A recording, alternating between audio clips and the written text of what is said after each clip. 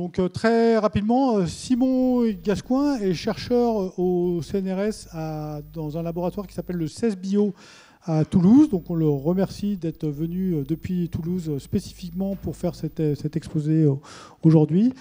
Donc c'est vraiment un spécialiste de l'observation spatiale avec des objectifs plutôt en hydrologie. C'est vraiment un spécialiste de l'hydrologie. Et là, il va nous faire un exposé en particulier sur comment l'observation spatiale permet de quantifier la neige et de quantifier les différents processus liés au changement climatique dans les zones de montagne. Donc c'est un chercheur. En discutant tout à l'heure, on s'est aperçu qu'on avait plein de points en commun. On a fait nos premières études au même endroit. On s'intéresse beaucoup au spatial. Et en particulier, dans ce cadre-là, moi dans le passé et puis lui aujourd'hui, en fait, il pilote un groupe du CNES justement pour essayer de conseiller le CNES sur qu'est-ce qui doit être fait sur l'observation spatiale des surfaces.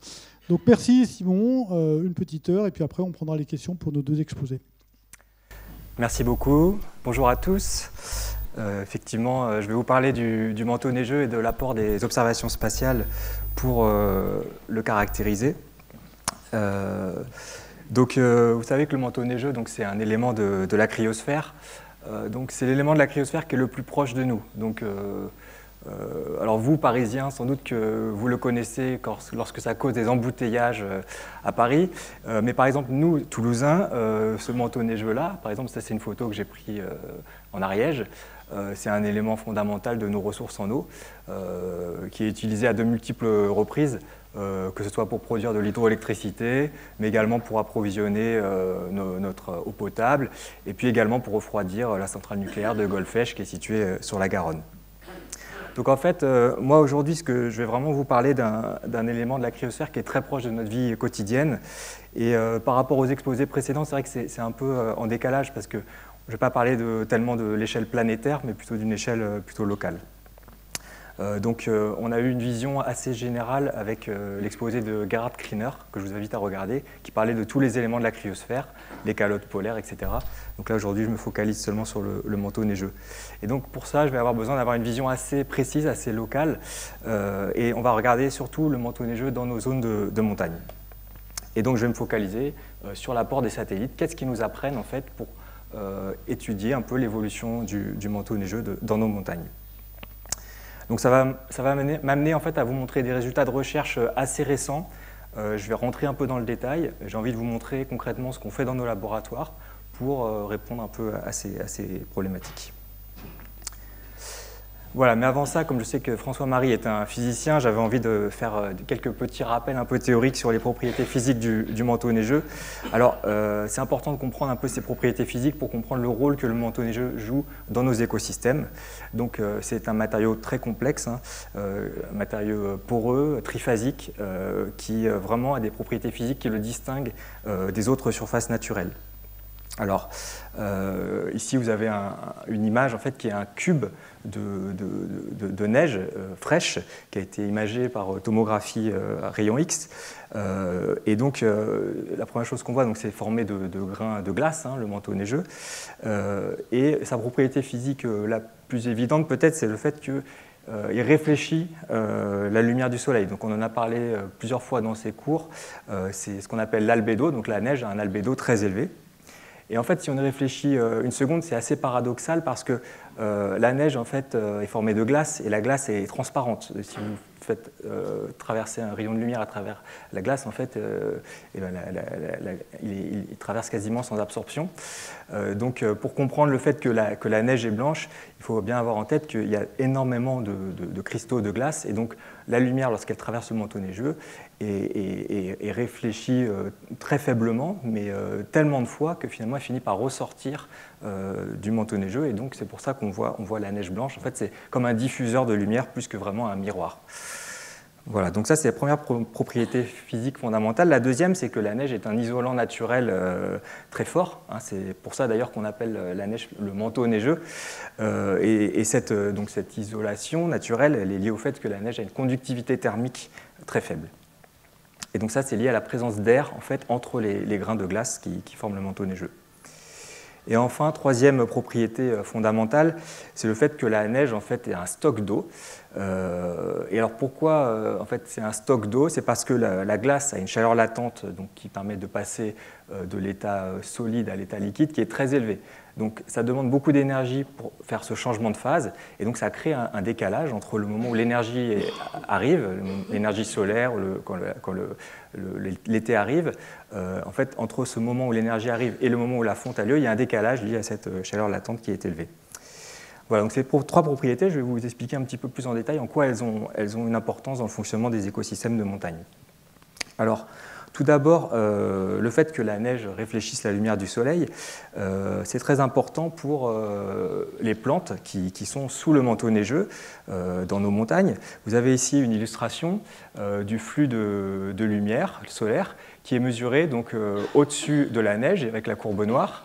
Et puis en dessous, la neige. Sous la neige, voilà, il y a eu un radiomètre qui a été installé et vous avez ici en jaune la quantité de photons, le flux de photons qui arrive. Donc voilà, on voit que la lumière solaire suit un cycle, le rayonnement solaire en fonction des jours. Et puis ici, vous avez en bleu la hauteur de neige. Et donc on remarque que la quantité de lumière qui arrive au sol au fur et à mesure du temps augmente en lien avec la diminution de la hauteur de neige. Et ici, en orange, vous avez un seuil qui est le seuil de déclenchement de la mise en place de la photosynthèse dans une espèce de lichen qui est située au sol. Et donc, à un moment donné, quand le flux de photons dépasse un certain seuil, la photosynthèse se met en place et donc la croissance de la végétation démarre.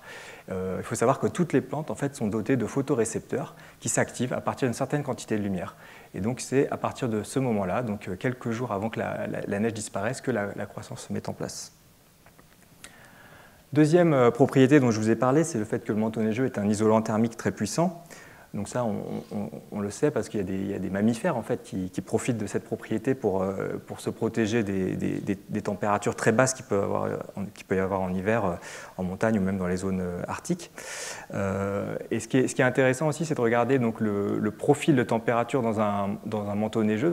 Si on mesurait ici avec un thermomètre à différentes profondeurs, on aurait typiquement dans les Alpes, par exemple, ce type de profil, donc une température assez basse en surface, et en descendant jusqu'au sol, en fait, une température nulle. Voilà. Et donc cet effet du manteau neigeux qui maintient en fait un sol non gelé, qui est à 0 degré, c'est facile de s'en rendre compte en faisant des expériences. Ça, c'est une expérience qui a été faite aux États-Unis, où pendant 2 années, en hiver, en fait, ils ont retiré la neige du sol. Et donc ici, vous avez la température du sol à très faible profondeur qui a été mesurée. Et on s'aperçoit que lorsque la neige a été retirée, eh bien, la température descend sous 0 degré. Tandis que quand la neige est restée, on n'a rien touché, finalement la température reste proche de 0 degré. Voilà, troisième propriété, c'est le fait que la neige est une réserve d'eau. Donc ça, c'est très important également dans le fonctionnement des écosystèmes. C'est ce qu'on voit ici à travers ces deux graphiques que je vais vous détailler. Vous avez ici l'évolution de la hauteur de neige au cours au cours d'un hiver, et puis ici vous avez l'été, donc la hauteur de neige diminue. Et en fait, vous avez également ici la température de l'air, donc avec en jaune la courbe de la température de l'air qui montre le réchauffement estival. Et puis donc la température du sol en noir, donc ça c'est exactement ce que je viens de vous expliquer, 0 degré en hiver et ensuite une augmentation. Et en bleu, enfin, vous avez l'humidité du sol. Et donc en fait, vous voyez que l'humidité du sol augmente fortement au printemps, au moment où la neige fond, et reste assez élevée tout au cours de la moitié de la saison. Et donc ça signifie qu'il y a donc une réserve d'eau disponible pour la croissance des plantes à partir de la fonte durant la saison estivale, où c'est vraiment au moment où les plantes ont le plus besoin d'eau pour pousser. Donc voilà, donc au final, le manteau neigeux de plusieurs façons en fait, module le fonctionnement des écosystèmes, et en particulier de la végétation de montagne. Et une façon en fait, de résumer un peu le rôle de la neige dans le fonctionnement des écosystèmes, c'est vraiment de regarder la date de déneigement. La date de déneigement, c'est une variable assez clé en fait, pour comprendre tout ça. Vous avez par exemple ici donc, une illustration, un graphique qui vous montre des mesures de biomasse sèche dans des pelouses de milieu alpin. donc c'est-à-dire en fait la productivité de la végétation, et à partir de la date de fonte. Donc la fin de l'enneigement ici est marquée, et vous remarquez en fait que cette date de fonte conditionne vraiment très fortement la pente de la croissance, en fait, donc la biomasse sèche qu'on ramasse, et donc ça signifie donc la croissance de la végétation dans ces milieux-là.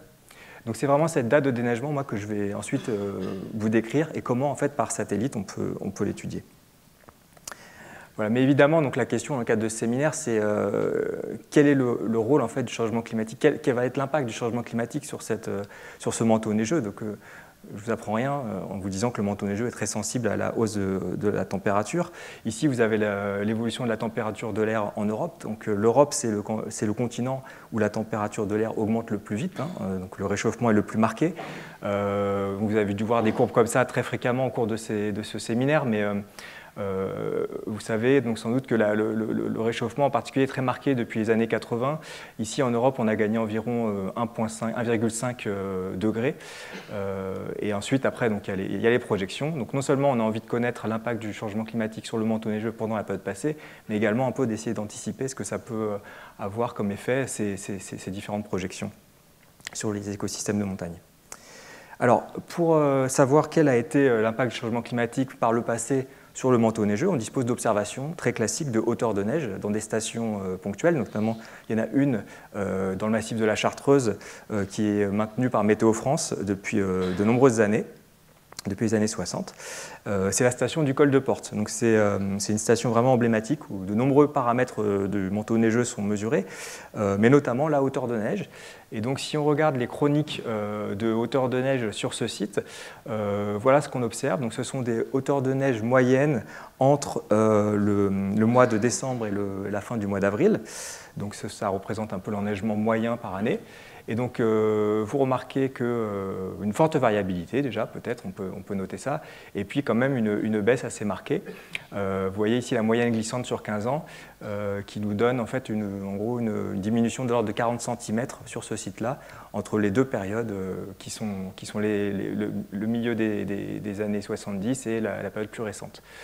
Peut-être une autre chose à remarquer, c'est qu'on a l'impression de voir un peu une rupture ici quand même, en gros, au milieu des années 80, avec ici un régime bien plus bas que le régime avant cette date un peu des milieux des années 80. Donc à garder en tête pour la suite de l'exposé. Alors des stations comme ça, en Europe, on en a beaucoup quand même. Voici la carte qui représente les points où on mesure la hauteur de neige dans les Alpes. Donc il y en a plusieurs centaines. Mais en réalité, si on veut vraiment étudier le changement climatique, on a besoin de stations de mesure qui ont fonctionné pendant plusieurs dizaines d'années, qui n'ont pas eu de rupture, qui n'ont pas été déplacées, etc. Donc après filtrage, en fait, on se retrouve avec cette carte-là, les points violets. Donc il y en a beaucoup moins. Ici, vous avez un histogramme en fait, qui représente la différence entre le comptage des stations disponibles et celles qui sont vraiment utilisées pour les analyses de tendance, donc entre le orange et le violet.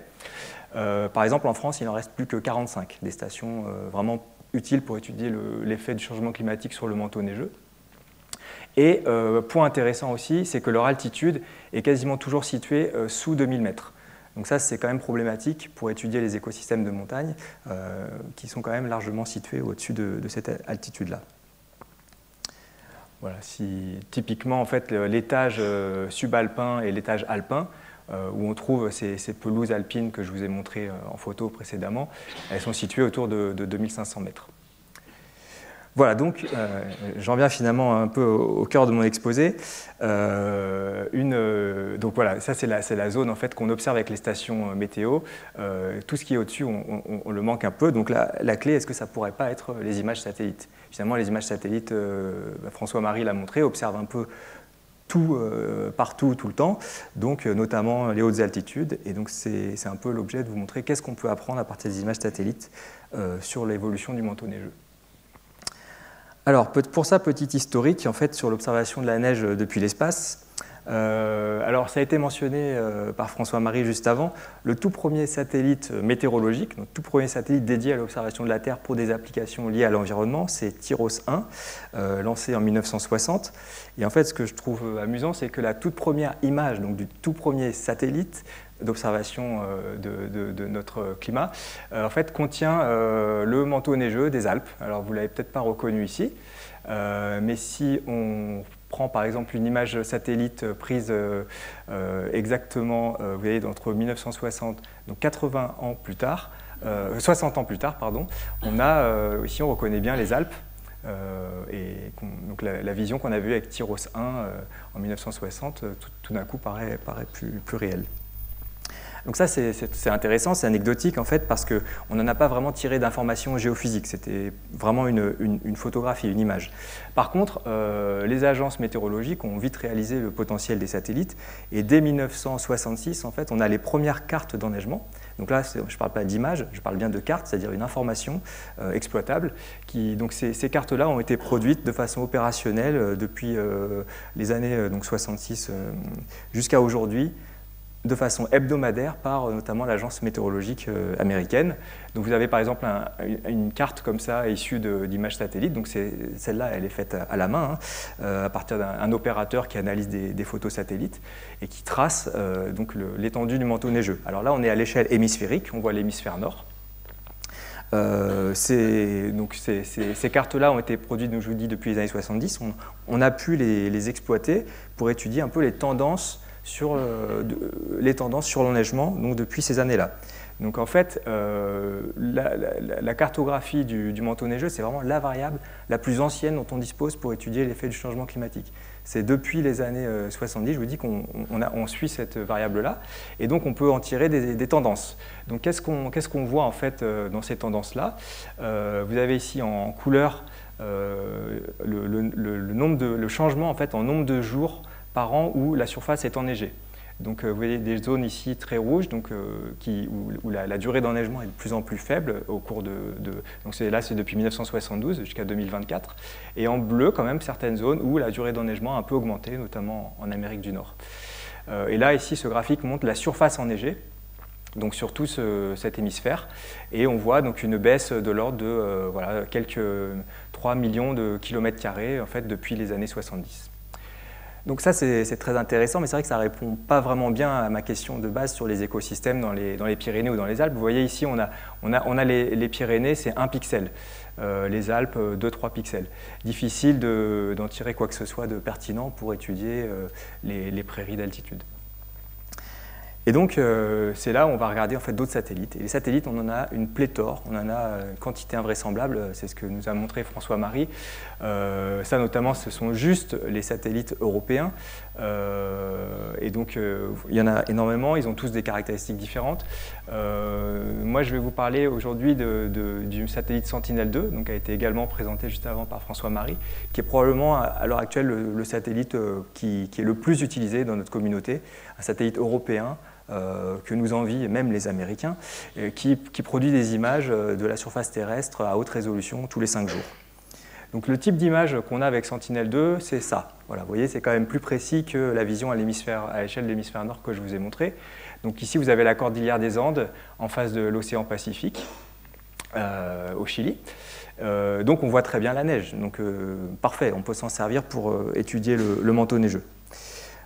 Oui, sauf qu'il y a un petit problème, c'est que des fois, il y a des nuages quand même dans les images. Ça, c'est une image optique, donc on fait partie de la famille des capteurs passifs, donc qui regardent la lumière du soleil réfléchie par la surface.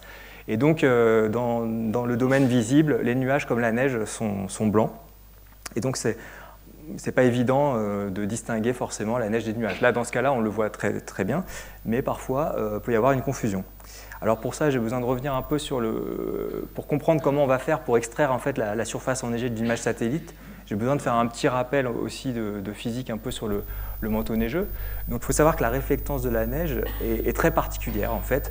Donc dans le domaine visible, donc vous le savez, la neige est blanche, donc ça a été très bien expliqué juste avant. On a ici le domaine des longueurs d'onde visibles entre 0,4 et 0,8 micromètres. La réflectance, le pourcentage de lumière réfléchie ici est très élevé, autour de 90%, donc ça signifie que la neige est bien blanche. C'est le cas également ici du nuage. Ici, vous avez différents types de neige, et ici, un spectre moyen d'un nuage. En revanche, si on se place dans le domaine du moyen infrarouge, donc ici autour de 1,5, 1,6 micromètres, en fait, on s'aperçoit que la neige est très sombre. Donc la neige nous paraît très noire, en fait, si nos yeux étaient capables de voir dans cette gamme de longueur d'onde. Tandis que le nuage, lui, reste assez brillant. Et donc, on va pouvoir distinguer neige et nuage, en fait, à partir de cette propriété fondamentale de la réflectance de ces deux objets.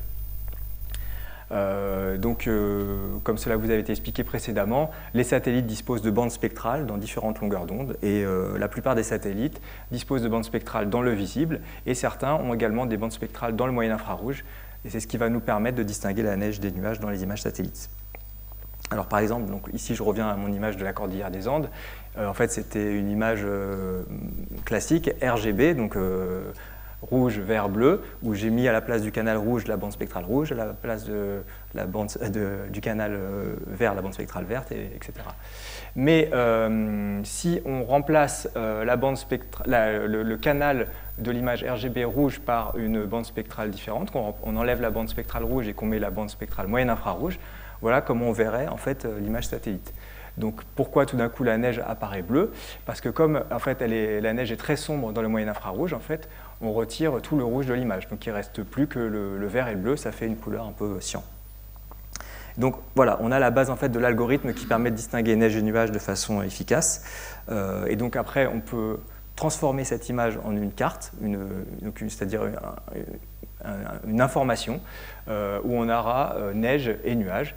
Et on peut traiter comme ça assez facilement des centaines, des dizaines, des milliers d'images et ainsi produire des séries d'observations du manteau neigeux à haute résolution. Donc vous avez ici par exemple les Pyrénées. Depuis le début des années 2000, on a traité donc, des images satellites et on a obtenu des cartes d'enneigement. On a filtré les nuages et voilà en fait l'évolution de la surface enneigée dans les Pyrénées au pas de temps journalier depuis le début du millénaire. Voilà, donc très bien, mais vous allez me dire que ça ne répond pas vraiment à votre question parce qu'ici on démarre dans les années 2000. Or, pour étudier le changement climatique, on a besoin quand même d'une période un peu plus longue. Et donc, si on regarde ma courbe là d'évolution de la température, on se situe vraiment dans cette partie-là. Et notamment, ce qui est dommage, c'est qu'on rate un peu le début des années 90-80, où on a vraiment ce démarrage en fait, de la hausse de la température en Europe, qui serait intéressant d'étudier. Donc en fait, nous, on veut remonter sur une période plus longue, ici, qui démarrait dans les années 80. Donc c'est en fait là un projet de recherche qu'on a mené récemment, dont je vais vous parler, qui a permis de remonter un peu dans le temps à partir des images satellites. Alors, on dispose d'observations satellitaires, je vous ai dit, depuis les années 60, mais on a des observations à haute résolution grâce à deux programmes notamment, qui sont le programme Landsat, qui a démarré dans les années 70, et le programme SPOT de l'Agence spatiale française, qui est vraiment un programme qui a été un grand succès. Et donc c'est une série de satellites, en fait, le programme SPOT, il y en a eu 5, qui a observé la Terre donc à une résolution de 20 mètres environ. Et il y a eu plus de 15 millions d'images qui ont été acquises dans le cadre de ce programme-là. Et donc maintenant, les images sont librement disponibles. Et après, il y a la série Sentinel-2 qui démarre à partir de 2015. Alors, un petit souci avec les images SPOT, vous en avez une ici, c'est qu'en fait, de spot 1 à 3, on n'a pas la bande du moyen infrarouge, cette fameuse bande qui nous permet de distinguer la neige des nuages. Donc ça veut dire qu'on ne peut pas appliquer ma méthode de distinction efficace, il va falloir trouver une parade. Alors quand on prend une image satellite spot par exemple, on voit par exemple ici c'est dans les Pyrénées, la neige et les nuages. Je pense que vos yeux arrivent à distinguer quand même ce qui est une surface enneigée de ce qui est un nuage. Donc si nos yeux peuvent le détecter, probablement qu'une machine peut le faire aussi. Et ça effectivement oui, c'est le travail de l'intelligence artificielle.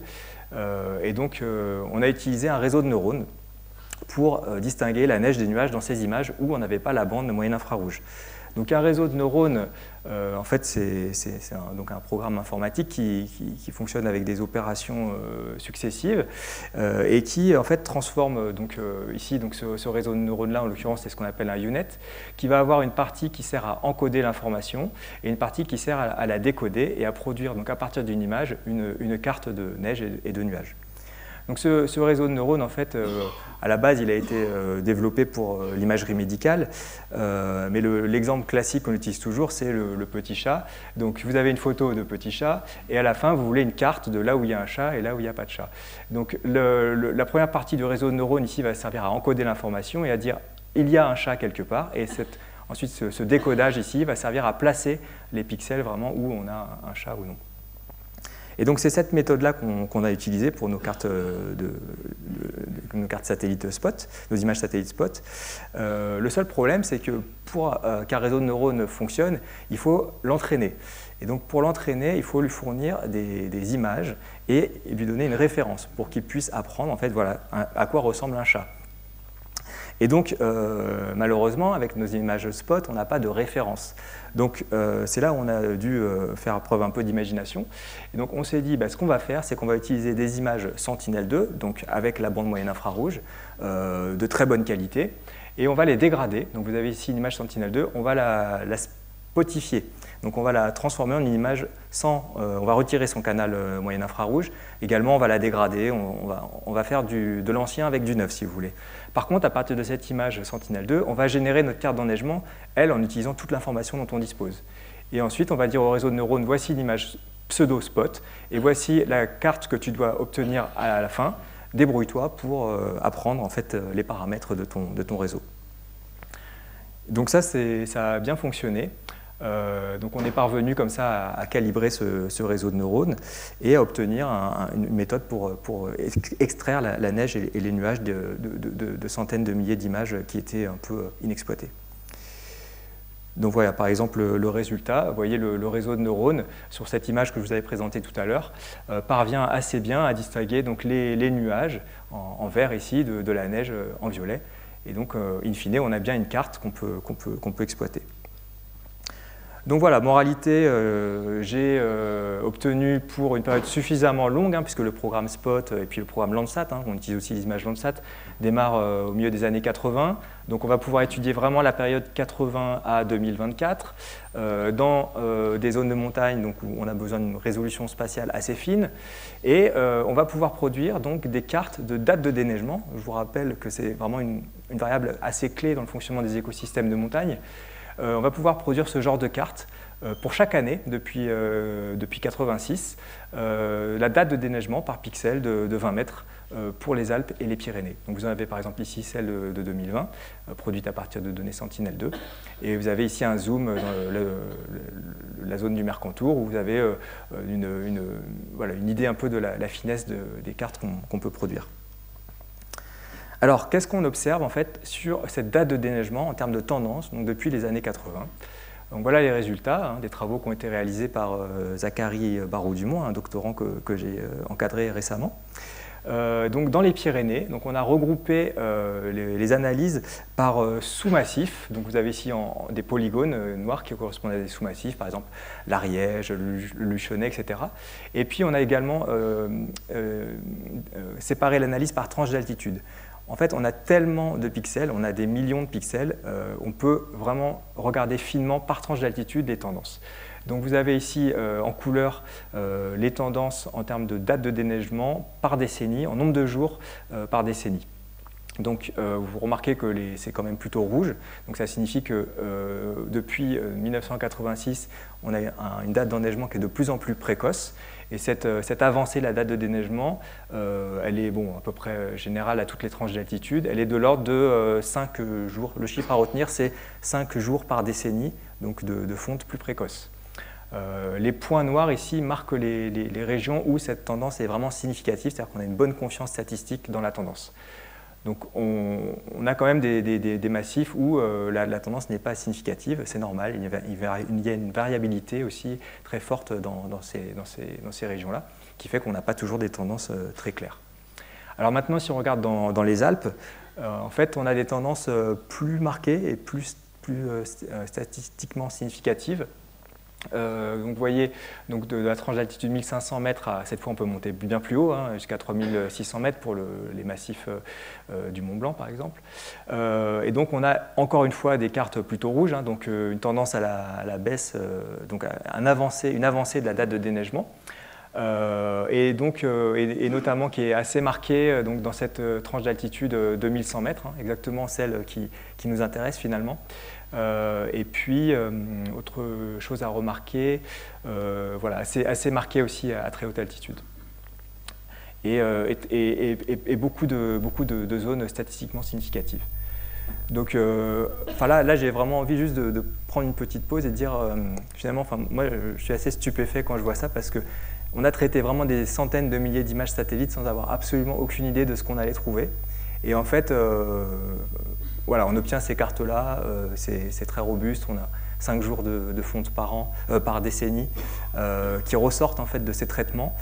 Ça correspond bien aussi à ce qu'on observe sur les stations mesure de hauteur de neige. Voilà, moi je trouve que c'est assez fabuleux de voir comment, en fait, à partir des images satellites qui n'ont pas du tout été prévues pour ça, on arrive à prendre des choses sur le changement climatique. Alors maintenant, voyons un peu l'impact de tout ça sur les écosystèmes, parce que ça fait partie quand même de l'objet de mon exposé, c'est de parler un peu des impacts. Donc vous allez me dire 5 jours d'enneigement en moins, donc une date de déneigement qui s'avance de 5 jours par décennie, c'est pas énorme. C'est vrai que c'est pas beaucoup. Néanmoins, si on se place dans cette tranche-là, cet étage un peu alpin, les pelouses alpines, ou l'étage alpin ou subalpin, la période de croissance, en fait, c'est l'ordre de 2,5 mois, donc 2 mois et demi. Donc 5 jours pendant 3 décennies, ça fait 15 jours, c'est la moitié d'un mois, c'est beaucoup sur 2 mois et demi. Donc potentiellement, ça peut quand même avoir un impact assez significatif.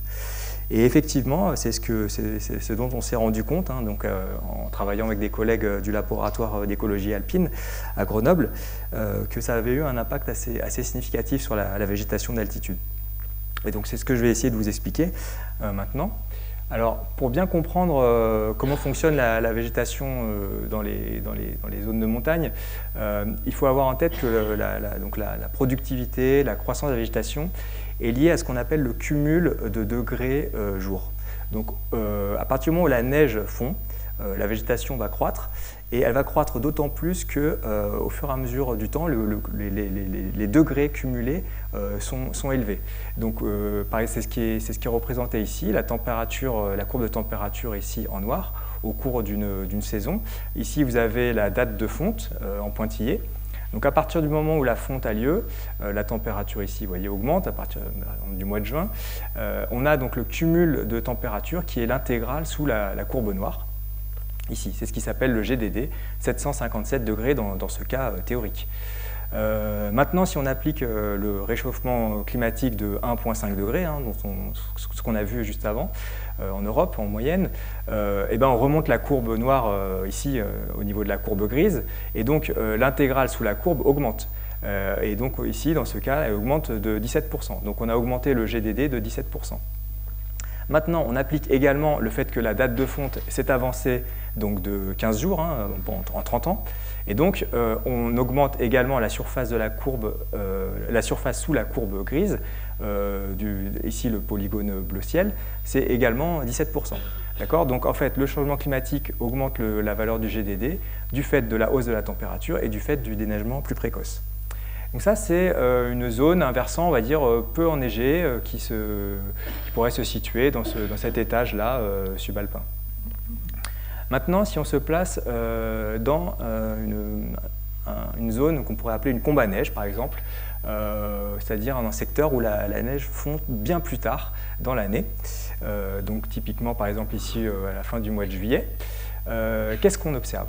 Donc, du point de vue théorique, en fait, donc on a le même réchauffement climatique, on se situe à la même altitude, hein, on serait à la même tranche d'altitude, mais dans une zone juste plus enneigée. Et donc, on augmente donc 1,5 degré de la même façon. Donc, on a ici une augmentation de plus 16%. Par contre, le fait de retirer 15 jours à ce moment-là fait que l'intégrale sous la courbe augmente de 30%. Donc, vous voyez qu'en fait, la date de déneigement a un impact plus fort que la hausse de la température, même si les deux sont liés, hein, bien évidemment, mais dans cette façon schématique de présenter les choses, la date de déneigement augmente le GDD bien plus significativement. Et donc, en fait, ce qui est très intéressant, c'est que c'est exactement ce qu'on observe en étudiant la végétation par satellite. Ça a été prouvé donc avec des collègues du laboratoire d'écologie alpine. Actuellement, en fait, dans les Alpes et les Pyrénées, on observe un verdissement généralisé, c'est-à-dire que la végétation se développe. Il y a des zones qui étaient autrefois des éboulis qui maintenant deviennent des pelouses. Et donc ce verdissement, en fait, si on le trace en fonction de la date de déneigement, on s'aperçoit qu'il est beaucoup plus intense dans les zones qui se déneigent plus tardivement. Donc ça, c'est un changement de NDVI. Donc le NDVI, c'est un indice de végétation qu'on observe également par satellite. Et donc c'est tout à fait cohérent avec le modèle que je viens de vous présenter. Les zones qui se déneigent plus tardivement, en fait, ont tendance à avoir une végétation qui se développe bien plus que les autres. Donc voilà, donc en fait, le modèle théorique explique bien en fait, ces observations satellites qu'on a pu faire sur une trentaine d'années. Voilà, donc je vais maintenant passer à mes conclusions. Donc, j'essaye de résumer un peu ce que je vous ai dit. Donc, les satellites, tout d'abord, nous ont appris deux choses. Que la neige disparaît de plus en plus tôt dans nos montagnes. Donc ça, c'est avec une variabilité, mais néanmoins, c'est quand même généralisé dans les Alpes et les Pyrénées. Je vous rappelle, le chiffre clé, c'est environ 5 jours par décennie. Voilà. Et cette fonte un peu plus précoce, elle entraîne en fait une accélération du verdissement, donc une accélération du développement de la végétation dans les zones de montagne où ce déneigement se produit de façon de plus en plus précoce. Alors, par contre, j'aimerais aussi dire que les satellites ne permettent pas de tout dire non plus. Il y a plein de choses, plein de questions pour lesquelles les satellites ne nous apportent pas de réponse. Par exemple, on n'est pas capable de savoir si la masse de neige, donc là je ne parle pas de durée d'enneigement, je parle vraiment de masse de neige, la quantité d'eau qu'il y a dans les montagnes, comment elle a évolué à partir des données satellites. Et les satellites ne sont pas capables de donner des informations là-dessus sur des périodes de temps assez longues. Donc pour cela, en fait, il faut faire appel à d'autres approches comme des modèles et des observations in situ. On peut également utiliser des satellites beaucoup plus récents, mais on aura des informations sur la masse de neige qui seront seulement liées aux 10 ou 15 dernières années. Enfin, ce que ne nous disent pas les satellites, évidemment, c'est ce qui va se passer à l'avenir.